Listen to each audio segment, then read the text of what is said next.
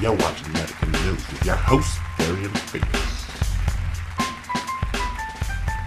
Despite Oculus VR's massive buy earlier this year by Facebook, the open market for VR headsets is still far from discouraged in the competitive space. It's still possible for a number of parties to gain a strong foothold in this budding medium, especially with the Oculus Rift still awaiting an official retail release. Now, Oculus is warning competitors that they should solve problems like motion sickness before prematurely launching rival products, something they expect the Oculus Rift to solve before it goes to market. It's true that even amongst enthusiastic indie developers who have been working on VR projects since the first development kit arrived, the problem has yet to be solved. Here to speak more about it is the retired old man from my building, Fanatic Zeus. Hello, Zeus. Zeus, can you hear me? Oh, here it comes.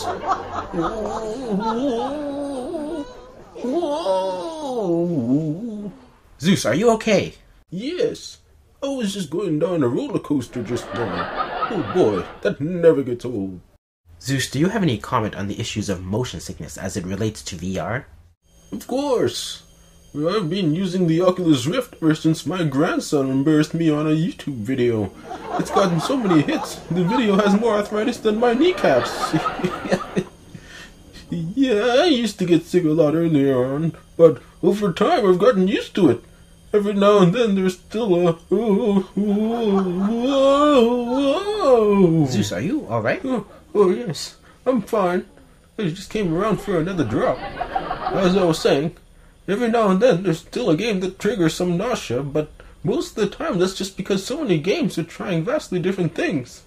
Well, I'll admit as a developer, when I was working on VR projects, there was some disagreement on what made different people sick. Sometimes even directly opposing thoughts. For example, whether or not you had a point of reference in the view, or the scale of the observer, or how to properly separate body from the head and allow freeform exploration. And that's just on the software side. In terms of hardware, we can all agree that we need to reduce latency, but besides that, vendors seem to have different approaches to proper positional detection.